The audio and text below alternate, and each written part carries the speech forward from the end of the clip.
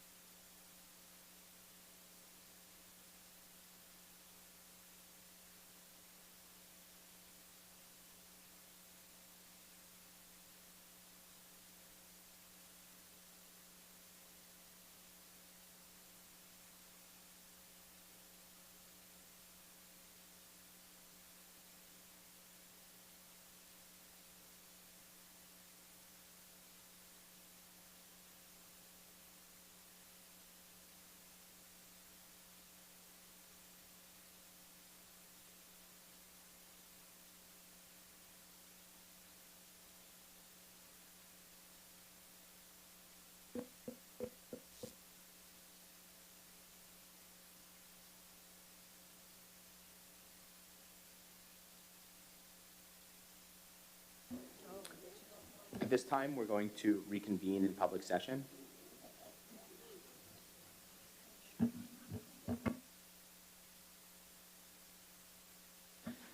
Okay. At this time, I'd like to make a motion to reconvene in public session. Do we have a second? Ms. Epstein, all in favor? 7-0, we are reconvened. This time, we will call again on the district clerk for a roll call. Adam Smith, Here? Julie Epstein, Here. Sandra Alvarez, Here. Deborah Brooks, Here. Rachel Gilliard, Here. Nanette Melkonian, Here. Jessica Melwani, Here. Kaylin Costello. Here. Thank you very much. Good evening and welcome to tonight's Board of Education meeting. We hope everyone had a restful spring break. As we return, our schools are entering the final stretch of the year. Before we turn to tonight's business, I'd like to briefly highlight a few recent moments from across the district. Prior to break, Weber Middle School students engaged in a number of meaningful experiences that reflect the kind of opportunities happening throughout our schools. And since this is budget season, I'm going to go through all of them.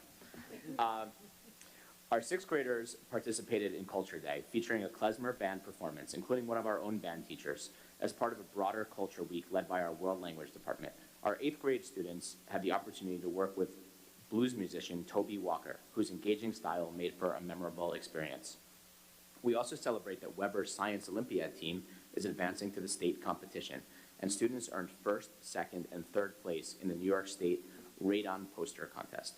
In addition, members of the Peer Leadership Club visited our elementary schools to speak about the dangers of vaping, and all seventh grade students participated in an in-house DNA field trip.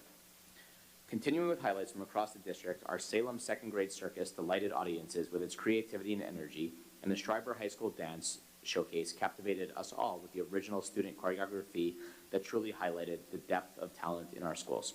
Over spring break, while many were enjoying time to recharge, our student athletes continued to demonstrate their commitment and dedication through practices and team building experiences. This year, teams had the opportunity to work with grit and wit, strengthening teamwork while also enjoying some well-earned fun in between practices.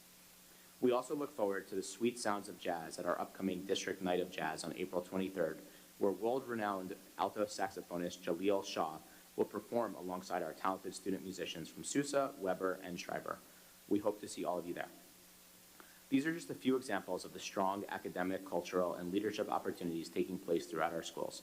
Turning to tonight's agenda, the board will be considering the adoption of the 26-27 budget. While New York State has not yet finalized its budget, we are required to move forward within our timeline and will continue to monitor developments and, of course, adjust if necessary. This proposed budget reflects a thoughtful balance supporting our students and programs while remaining mindful of our taxpayers. With that, we will move into reports from Dr. Posse, our Assistant Superintendent, and our ex officio student board member. Thank you very much, Mr. Smith, and I hope everyone had a wonderful spring break. I'd like to begin this evening by reflecting on a special moment that took place at our high school just prior to the break. Earlier this fall, we were contacted by Judge Joseph Bianco of the Second Circuit Court of Appeals to see if we would be interested in hosting a naturalization ceremony for 50 individuals from 25 different countries. Judge Bianco's office worked closely with social studies teacher Jerry Fontano, along with his AP Government class, mock trial team, and American Heroes Club. Students from these programs, along with others, had the opportunity to witness a ceremony that formally granted citizenship to these individuals. It was a powerful learning experience for our students, for the new citizens and their families. It marked the culmination of a long journey and the beginning of a new chapter. For our students, it was an authentic and meaningful lesson in civics and democracy and in the ideals of participation that define our community. I want to express my sincere gratitude to Judge Bianco for entrusting us with this opportunity, to our students, to Mr. Fontano, and the rest of our staff who helped bring the ceremony to life, and to everyone who made the experience so meaningful for our new citizens and their families. It's a moment our school community can be truly proud of. Before I move to a state budget update, I also want to briefly share some meaningful work taking place across the district. I'm going to skip the highlights that Mr. Smith said and tell you a few others.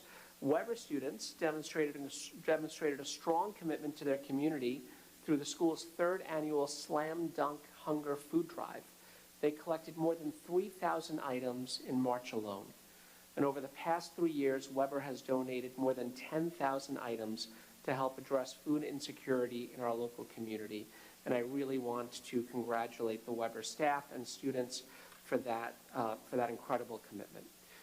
We also saw strong representation in the arts, with students recognized through Scholastic Art and Writing Awards at the Heckscher Museum's Long Island's Best Exhibition, highlighting the creative talents of our students across the disciplines.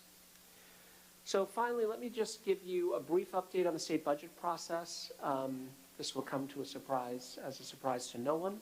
The state has missed the March 31st deadline for adopting an on-time budget. As you know, school districts operate under fixed statutory deadlines for budget development and voter approval, and having clarity on state aid is essential as we prepare for the upcoming fiscal year. Building on our prior conversation, I want to remind the board that the state Senate and Assembly released their one-house budget proposals, each of which included adjustments to school funding compared to the governor's proposals. Notably, both houses proposed increasing the minimum foundation aid level beyond the 1%. While the final outcome remains uncertain, this represents a positive development, and we remain hopeful that the enacted budget will include a more favorable adjustment. So tonight, the board is going to consider the adoption of our budget this evening. And I do want to note that our projections are based on the most recent state aid runs released with the governor's proposal. Should additional foundation aid be included in the final enacted budget, it would represent additional currently unbudgeted revenue to the district. We experienced a similar situation last year when the state budget was not finalized until May 10th. So we hope to know that information soon. We'll continue to monitor developments closely and continue to report to the board. So let me now turn to the assistant superintendents for their reports. Dr. Shields will give an enrollment report.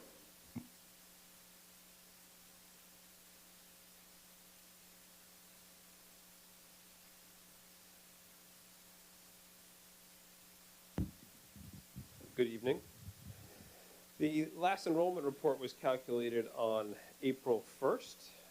At that time, in kindergarten through 12th grade, we had 5,077 students. That compares to 5,273 students we had at this time last year.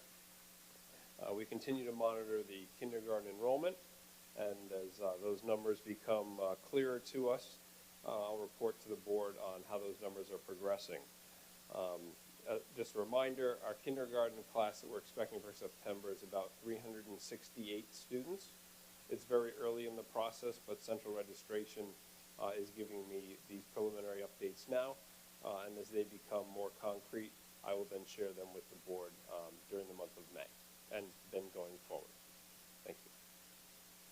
Thank you, Dr. Shields. Dr. Feeney will now provide an update on some of the work of a committee that he co-chairs, the PGCD committee, specifically with respect to reading and RTI. And then he'll also give an update on Conference Day. Thank you.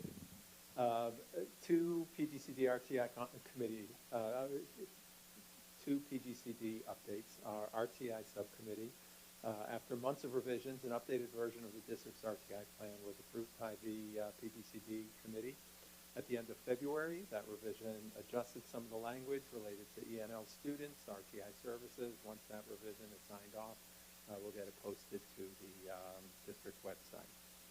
Our reading subcommittee has had presentations on 4 reading programs, the 4 finalists, if you will.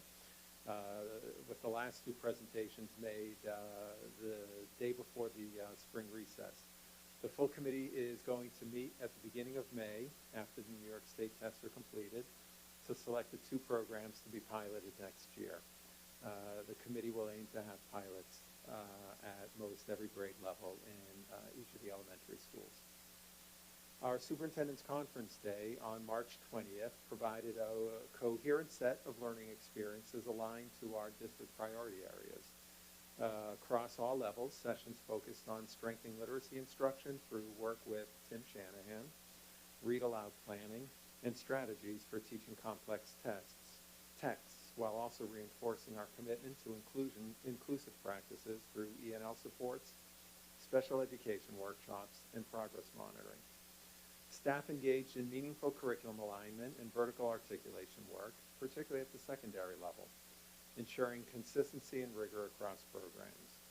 In addition, the day advanced our work in instructional technology and AI with hands-on sessions using tools such as Magic School and Google AI to support thoughtful, purposeful integration into teaching and learning. Sessions on student wellness, behavior supports, and school safety further reflected our focus on the whole child. Overall, the day balanced research-based instruction, collaboration, and innovation, reinforcing the district's shared direction and next steps. Thank you. Thank you, Dr. Feeney, and thank you and your committee for putting together a wonderful conference day full of professional learning. And also thank you to the members of the Reading and RTI committee for their thoughtful work in advancing the district's goals. Let me now turn to our ex officio student member, Kaylin Costello, to give her report. Good evening. Students have just returned to school after having an enjoyable and restful spring break, and high school students are getting right back into their studies with AP exams just around the corner. I will soon be wrapping up my second round of meetings with the elementary schools, and I will report the students' opinions and feedback from Guggenheim, Salem, and Sousa at the next board meeting. Thank you.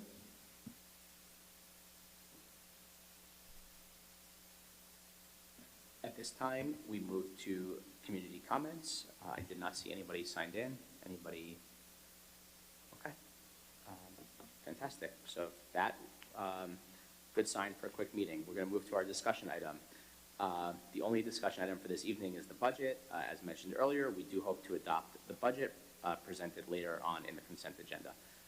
That will give the floor to Ms. Manuel and Dr. Posse for the presentation. Thank you very much. So as everyone knows, on tonight's agenda is a resolution for the board's adoption of the 26-27 budget. The board is asked to approve the adoption of budget expenditures for $205,824,844 and the related tax levy increase of 3.25%, which importantly is within the allowable tax levy limit under New York State tax cap law.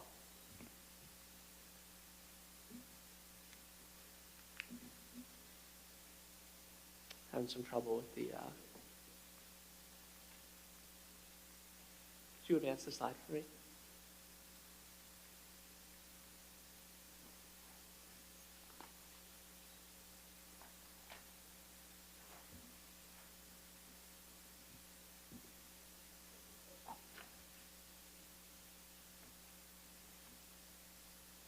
Okay, thank you so much.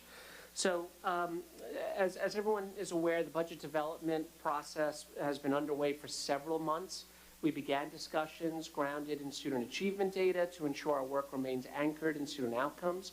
The budget we'll discuss tonight is forward-looking and designed to strengthen foundational instruction, improve coherence across classrooms, expand student opportunities, and address our facilities and operational needs. All of these previous presentations are linked for the community and available on our website. Each step of the budget development process has been guided by the district's priorities and long-term goals, grounded in our mission, vision, and portrait of a graduate. Our vision reflects our purpose as a district to ensure that every student has the opportunity to pursue their natural curiosities while being challenged and supported through meaningful learning experiences that prepare them to become fulfilled, lifelong learners. At the very start of the school year, we developed the 25-26 priority areas, which are built on a strong foundation. Our school district is in a position of strength. Our students achieve at high levels, our staff is deeply committed to their work, and our community supports our schools. Because of that strength, our work is focused on continuous improvement. We're building on what's already working well to ensure that our schools remain responsive and prepared for the future. These priority areas have guided both the work and investments that are reflected in this budget. And now I'm going to ask Ms. Manuel to walk us through the financial components. Thank you. So as this chart reflects, we are under the allowable tax levy limit for Port Washington, just slightly at 3.25%. This gives a reflection of what the appropriation budget was last year compared to this year. When voters go to vote, they're actually voting on the appropriations budget. The fact that it's below the allowable tax levy means that it only requires a simple majority vote to pass. So you'll notice the 3.25% in the property tax levy compared to the 3.43% budget appropriations increase. This is due to several retirements and also increases to state aid. This illustrates kind of, for visual people, the drivers of the increase. You can see that employee benefits, particularly related to health insurance increases, was one of the main drivers, as well as salaries. And all districts are required to present their budget in a three-part format. This shows you for administration, 10%, capital at 15%, and program at 75%. There's also an appendix that really provides details by the function and object area. And having a program account for 75% is very normal and what should be, because that's our number one concern. This reflects the state aid increases. It's increasing about 7.9%, due mostly to increases in expense-based aids. We are projecting that we will have surplus at the end of this year, which we will be using to replenish reserves and also fund reserves. This is the actual resolution that the board will be adopting tonight, carrying that it is $205,824,844 as the expenditures to be adopted. So it's important to note that Proposition 1 is the budget vote. We also have Proposition number 2, which is authorization to fund a repair reserve. A lot of districts have repair reserves. The board did vote on January 20th to establish the reserve. However, it requires voter approval to actually fund the reserve. So this proposition is asking voters to support that and approve it, and we'll be using surplus funds to actually fund this reserve. So if we have unexpected needs that we have to repair, like say our air conditioners fail or we have boilers that fail, this would be a way to fund that instead of having to take from previously planned funding. And it's important to note that this does not impact the tax levy. We also have Proposition number 3, and this is to use the capital reserve, which was created in 2022. If you'll remember, it was a reserve to address infrastructure for our AC units and our HVAC as well. Some of the infrastructure that we were doing for the electrical upgrades, we did not have to use all of that funding. So that funding is actually going back into the reserve. And now we're requesting 3.5 be appropriated and expended for such things as HVAC upgrades and improvements district-wide. This again will have no impact to our tax levy as the funds already exist in this reserve. Thank you, Ms. Manuel. So I want to spend a few minutes on this slide to briefly highlight the key investments reflected in this budget. And once again, staffing accounts for about 73 to 75% of our spending, and this therefore making this an important place for us to pause. So you'll see that we are making a significant investment in teaching positions. The budget includes the addition of 5.6 teachers. Among these are instructional coach positions, a music teacher to enhance the high school choral program and provide increased lesson rotations at the middle school, a business teacher to support increased course demand, a special education teacher to expand integrated co-teaching, an adaptive physical education teacher to support students across multiple elementary schools, and an additional elementary math AIS teacher to respond to student needs. Several of these additions are connected to a broader instructional strategy focused on supporting strong classroom instruction. The budget includes a director of mathematics, business, and computer science to provide pre-K through 12 leadership in these content areas. This role is designed to strengthen alignment in curriculum, instruction, and assessment across grade levels and schools to ensure that we're able to support teachers in a coordinated way across the district. As we developed this model, we engaged in ongoing conversations with our teachers through the Port Washington Teachers Association. Through that process, there was a shared recognition of the importance of maintaining consistent classroom-connected support at the secondary level. Informed by that collaboration, we are recommending a refinement to the model we discussed at the last meeting. Specifically, we're recommending that the mathematics chairperson role be continued, working in close partnership with the director, with a clear focus on supporting teachers through collaboration. Because the chairperson is a practicing classroom teacher, they're well positioned to provide the kind of embedded day-to-day support that we had previously envisioned for the secondary instructional coach. This includes working alongside teachers on responding to day-to-day needs within the department and supporting the ongoing work of the program. In this structure, the director provides district-wide leadership and serves as the primary evaluator, while the chairperson provides direct building-level support to teachers. As a result, we will not move forward with the previously proposed secondary instructional coach, as the chairperson role fully meets that need within this model. Working together, the director, the high school and middle school chairperson, and the elementary instructional coaches create a coordinated system of support, ensuring that instruction is aligned and students experience a high-quality learning environment and teachers are provided with the support that they need.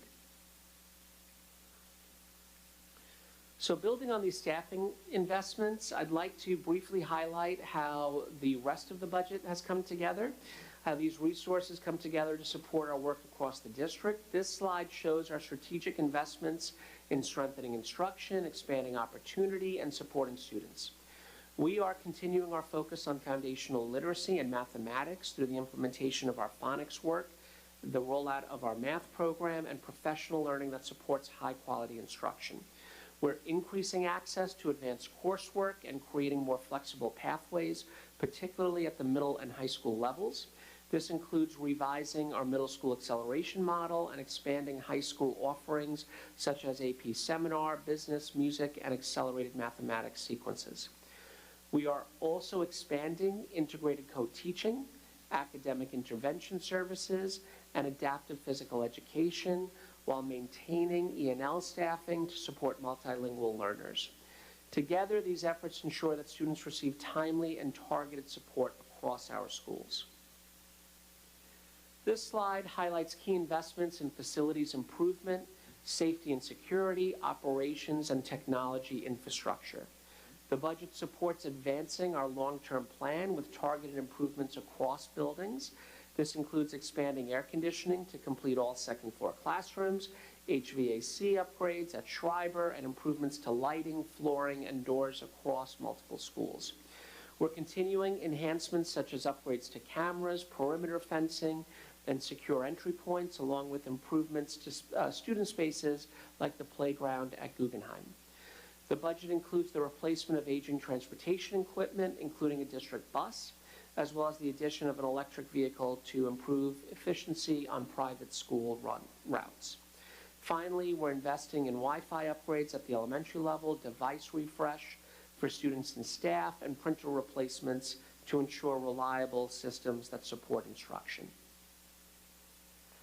These investments are supported by an additional transfer to capital, allowing us to complete these projects while continuing to improve our facilities in a planned and responsible way.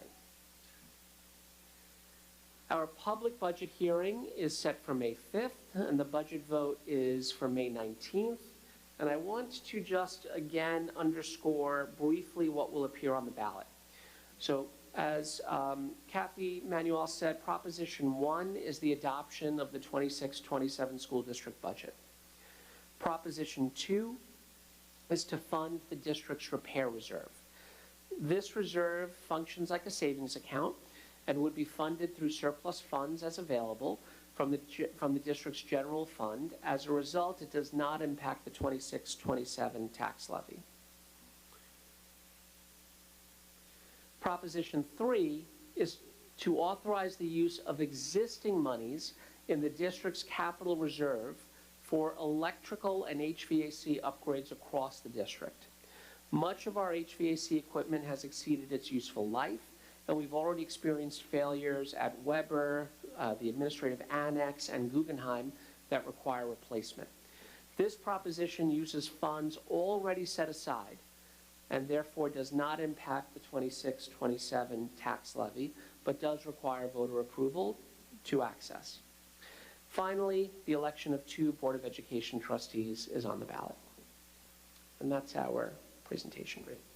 Thank you, Dr. Posse. I just want to say, on behalf of the entire Board of Education, that we know this was your first budget process here in Port Washington, and I think you've kind of, with the team, jumped into this admirably. And I want to make sure that we give credit to the entire staff, particularly Ms. Manuel and her team, for supporting putting this together, and all of the buildings that's came together. What I think is a really smooth budget process. Really, I don't think we even saw a gap this year by the time it came to us, if I recall. So that's right. Thank you.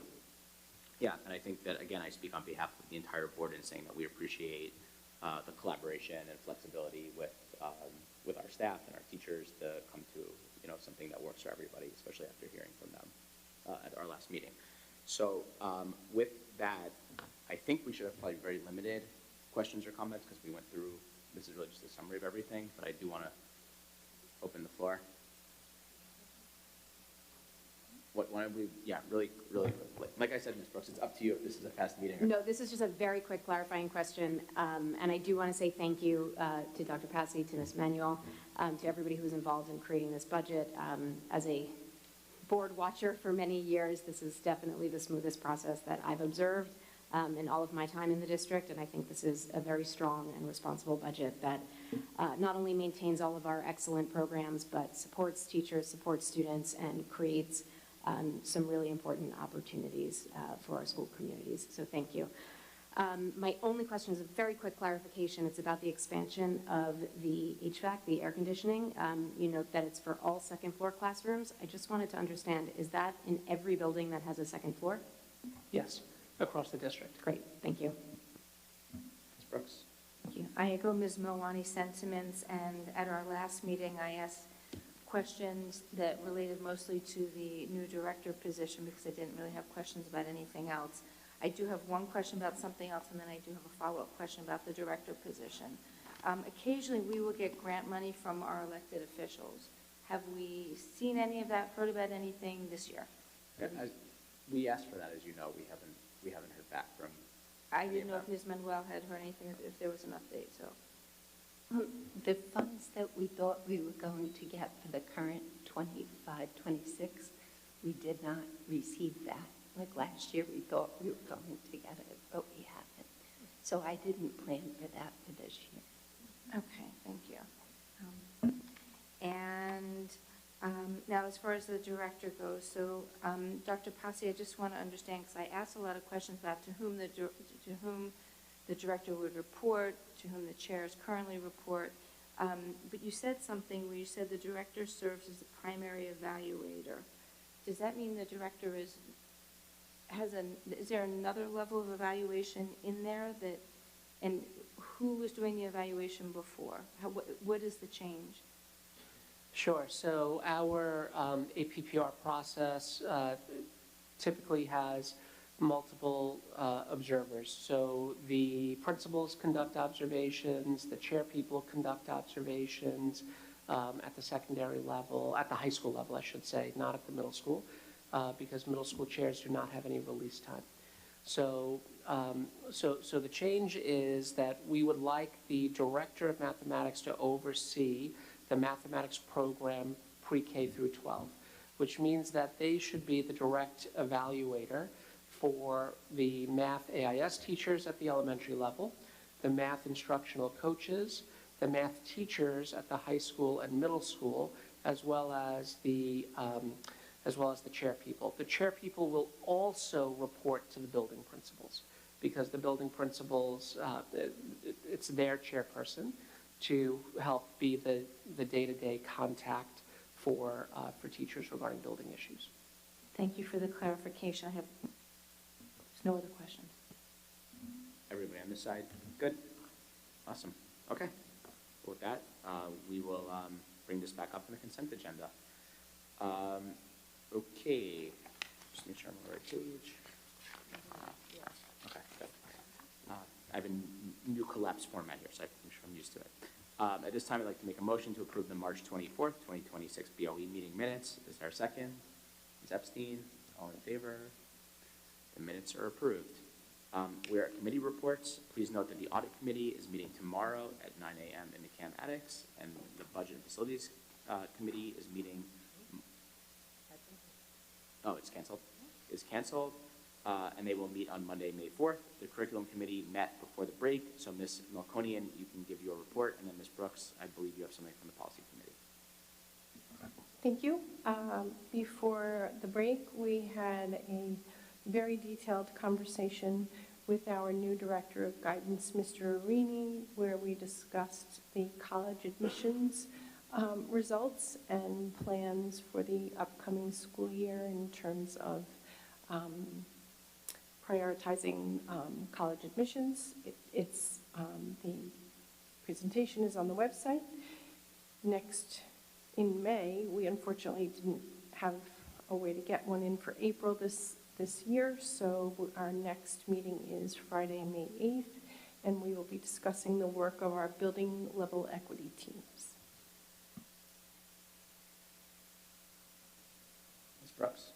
Okay, so at our last board meeting, I gave the board an update regarding our March 13th policy committee meeting, and so I have a status update now, because immediately after taking comments from not only the board, but from PWTA leadership, we actually, I think maybe we left here at midnight, and I think by about 7 o'clock the next morning, the policy committee was hard at work doing what we called a ruthless edit of the policy that we had presented to the board for a first read. And we, I think we did a really great job. We collaborated with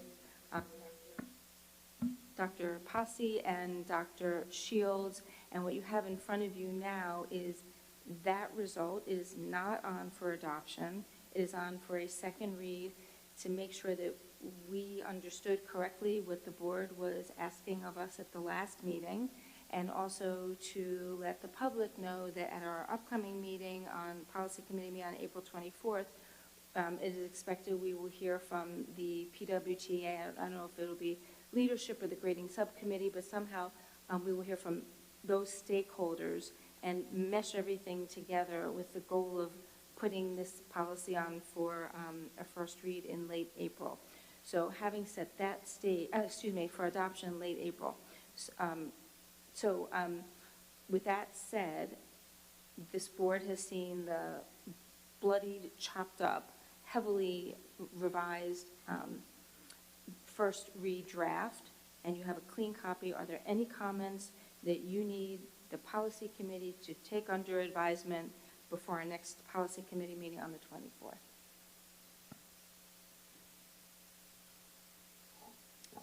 I had a lot of questions at the last meeting, and I thank you all for working through them. You did a great job to synthesize this material. I just know that I see on page 6, we're still talking about the consistency of course weighting through the cohort, and I know one of the questions I had asked is, can our student information system handle it? Were we able to allow or find out any follow-up information on it? Or if you don't have it now, you can address it at policy. Dr. Passe, you have a, Yeah, so we do have an update on whether or not the student information system can handle that. We are, the high school is in conversation with Infinite Campus now. They seem to think that they will be able to write a script outside the scope of the original product to be able to adjust the weighting by cohort. We're waiting for exact confirmation that they'll be able to do that, but they seem to think that they can. wonderful news, thank you. So are there any comments? None, just thank you, thank you. Okay, so our next policy committee meeting is April 24th, where we will hear from additional stakeholders. Thank you. At this time, we are at our consent agenda. Is there anything that anyone wants to pull?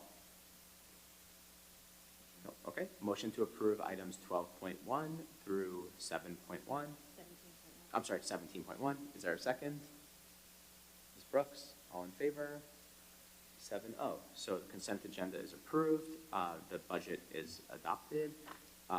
We have a few donations I would like to recognize. First, the Manor Haven PTA for yoga, the Whitney family for a plaque for Whitney Field, and Kids in Need Foundation for school supplies for teachers at Daly. Thank you so much for all of your donations.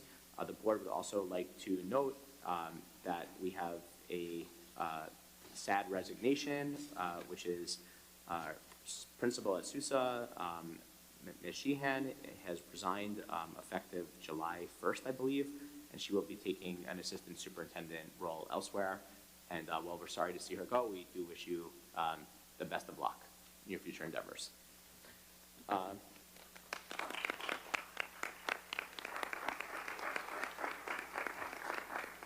Okay.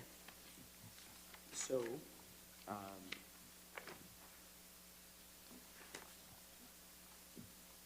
with that, policy 4710, grading, is on for second read. I know we discussed it earlier. Policy 5800 is up for adoption. Is there anyone who has any discussion regarding 5800? If not, I'll take a vote for. I'll remind the board that pursuant to the board's comments at the last meeting, the scholarship policy was revised. You have that in front of you as well now up for adoption. Okay. This time I'd like to make a motion for the approval of policy 5800, the board's Bogart Fund Scholarship. Ms. Epstein, second. All in favor? 7-0. So policy 5800 is adopted. We don't have any old business, but I do know that at this time, Ms. Brooks is going to, as our annual NISBA resolution maven, take the floor once again to speak about the NISBA 2026 resolution kit. So every year around this time, NISBA releases their resolutions kit, and I think hopefully we should be somewhat familiar with the drill. So I'm just posing to the board, you don't have to say now, but if there are any resolutions, any issues that you think deserve, merit NISBA's attention as the legislative umbrella for the school boards in the state, think about it. When we come back to the next board meeting or even in early May, let us know what your thoughts are, and then we can start to do some fact-finding, gathering from our staff, if there is anything, if there's anything that's been glaring this year that you think deserves additional attention as an advocacy arm. So we understand the schedule, right? Come back either in April, May, reach out to me or whomever with Trustees ideas. can email you as well. Trustees can certainly email me. Right. And staff also, if staff feels that there's an issue that the board should bring to the New York State School Boards Association, we welcome that input, of course. Great. Okay. Thank you, Ms. Brooks. With that, we move to our second opportunity. New business. Oh, I'm sorry. You have a new business to bring up? Okay. I was not informed, so go ahead. Sorry, I was trying to raise my hand, but Ms. Brooks. We had a really great curriculum meeting the other day. Unfortunately, I had to leave before it finished. I know there was a lot of questions and dialogue. I followed up with some questions in email to our Director of Guidance. One specific follow-up that I want to bring up to the board and just kind of see how you'd like to move forward with my questions. But I did ask about last year's presentation. We got a very tiny look at our CDOS community partnerships and BOCES and CTE pathways. So I had offline asked, where are we with that? When will we review that? I got a very brief update just to myself, just kind of enrollment and that it's ongoing discussion. So my question, and I preface that Dr. Rini did make a point that that presentation for curriculum did state college counseling as the topic. So I know it wasn't in detailed or discussed at all at that meeting because the focus was on college counseling. So my question to the board is, would you like me to bring this up at curriculum committee meeting for next year? Because the meeting is set. Is this something that the board thinks that we can get an update in a packet? But I have not seen in the more recent years any kind of deep dive or updates on what our programs or pathways look like for students not going to college. So I think it's a fair question, and I think it's unfortunate you had to leave that curriculum, because that probably would have been the correct venue to ask that question, because it was something that came up in that committee. Does anyone object to getting that updated in the packet? Seems pretty reasonable request to me. Okay. I'm okay with it, and I would just ask, can we have the budgetary costs associated with those programs? So it would be the program, the students, and the costs. That seems fair. Anyone have any objection to that? I'm sorry, Yeah. one of the reasons I agree to have it in the packet is because I don't know if there are individual students who could possibly be personally identified by where they're going or what programs. I don't know what's confidential and what's not. So I'm. Dr. So it's Allen not is shaking her specific. head, yes. So Dr. Rini, yeah, there's 40, at least 40 enrolled students who are not classified that participate. Well, it might have said 20, half and half, so. Why don't we start with the packet, and if anyone's not satisfied with that answer, we can take it from there. But I would definitely suggest, Ms. Melconian, have you guys talked about this as a curriculum topic, or is this the first you're hearing about it? Okay, so maybe you guys also as a committee can see if there's a way to bring it up, because it feels like it belongs there, if you don't mind. Okay, great. Okay, any additional new business? Okay, so at this time, after that fake out, we are going to move to our second opportunity for the community to be heard. Okay, and if anyone else wishes to speak, just, I guess, queue up over there. State your name, if you don't mind, for the record. Hi, good evening. Regina McLean. I'm the president of the Port Washington Teachers Association. I represent over 500 caring and dedicated professionals. We appreciate the modification made to the 2026-27 budget update that includes math chair positions for both the middle and high schools. These roles are vital to the success of our math programs, but the PWTA still maintains that the director position is not necessary. Regarding the grading policy, we see great improvements in the current draft and are hopeful that with further revisions, it will achieve further clarity. We remain concerned about the Regents' exam incentives. Thank you. Do we have any additional speakers? Mr. Tracy, come on down. Hey everybody, long time no see. I'm Will Tracy. I have 3 kids in the district, in the middle school. I think you may have to move that mic a little closer to you. This one? Yeah, you can move it. You can move it or take it off. Yeah. Just so that the YouTube audience can hear. Sorry, better? Yeah, okay, sorry. Will Tracy, I have 3 kids in the district, 2 in Sousa and 1 in middle school. Just a couple things I wanted to mention. Agate had presented just some information about AI and how that's entering into the school district. I thought it was very informative. I appreciate Agate kind of pulling that together.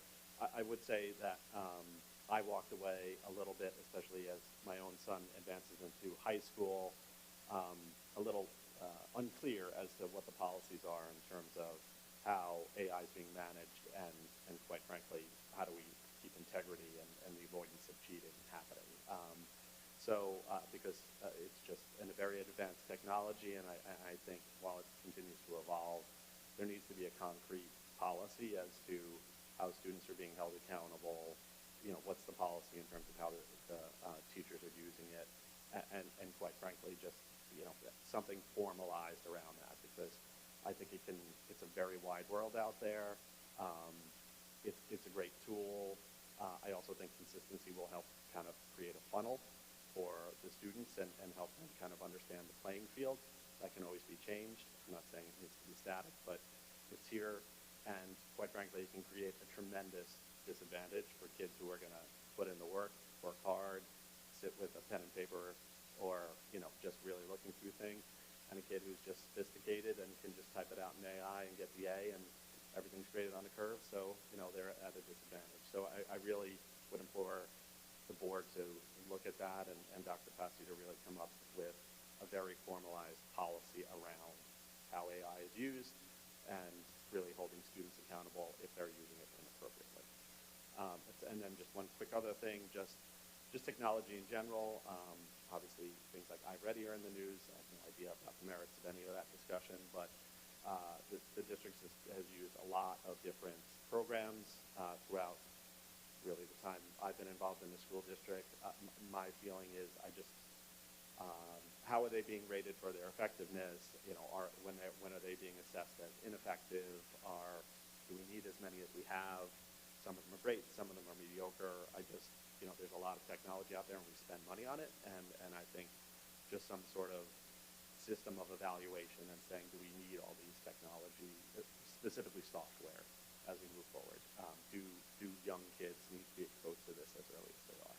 So those are my two topics. And again, I thank the board. I think the board does a great job, and the district does a great job. So I'm bringing up my two facts, but thank you. Thank you so much. Do we have any additional speakers? Is there a speaker? Yeah, okay. Hi, I'm Kara Miller. I'm going to piggyback off that iReady comment there, because I had my concerns with iReady as well. I've seen the civil case that's been filed against iReady. I looked through that. I have a lot of the concerns that they address in that as well. But one of my issues with how iReady is implemented in the district at an elementary school level, and how that kind of ties in with a new reading curriculum as well, is that I know from my own personal experience with my own children, I know from talking to other parents in the district, that one of the issues with the iReady diagnostics is how kids are testing on it. Some may test below where they're actually performing, and then that creates their MyPath that they're working on, and however they want to utilize that for the classroom, which isn't an accurate representation of where the kids are actually performing, and there seems to be a gap there. Because I know when I brought this to my child's teacher's attention, why is my child performing below grade level last year and this year on all these diagnostics, but they're getting 90s or 3s, 4s in their classwork. Why is there a discrepancy there? What's the discrepancy? And some of the feedback I've gotten is that the way iReady is wording the questions or whatever, it's more of a test-taking issue rather than understanding the content. But then all the work she's doing on iReady is based on that diagnostic, so then she's not being challenged appropriately during when those programs are being utilized. So I would like to address with the district on how we can kind of compensate for that discrepancy in the classroom to make sure that children are appropriately challenged. The other thing that I commonly hear, especially with kids with IEPs, is that their children are not receiving their testing accommodations for iReady diagnostics, which is also putting them at a great disadvantage for not actually testing at their abilities and what they're capable of. And the same issue that my daughter is facing is that then their MyPath is not at the appropriate level of challenging them in the classroom, and I don't know how that's all being integrated into the 30 seconds. Curriculum. So I just wanted to add those 2 cents and piggyback off the iReady. So thank you. Thank you. Do we have any additional speakers?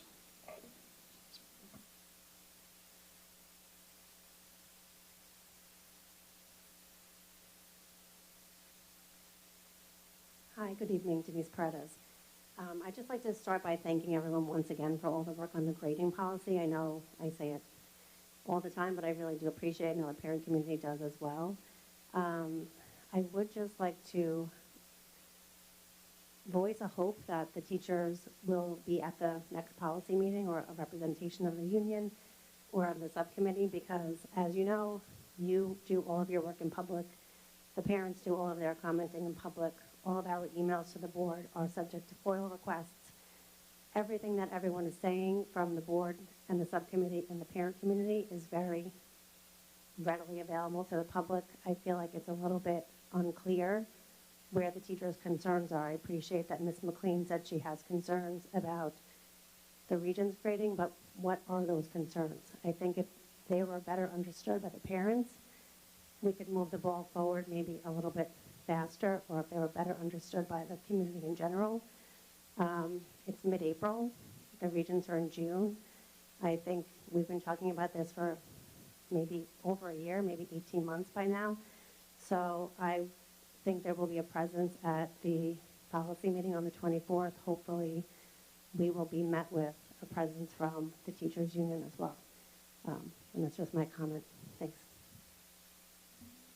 Are there any additional speakers? Okay. At this time, we are not recessing to executive session, so we're going to adjourn. Before we do so, just to note, our next meeting is on April 28th. That's in the CAM Annex at 10 a.m. This should hopefully be a brief meeting. It's required to adopt the Nassau BOCES budget. On May 5th, our meeting will include the tenure, starting a separate meeting now. On May 5th, our meeting will include the tenure ceremony and also our budget hearing, where the community is encouraged to come and ask questions about the budget and have them answered. The tenure ceremony, this is going to be a little different than our normal meeting. The tenure ceremony will start at 6:30 p.m. We will then move into the business portion of the meeting at 7:30 p.m. We encourage you to join us for both. I'd like to make a motion to adjourn. Is there a second? Ms. Epstein? All in favor? 7-0. All right, 8:40.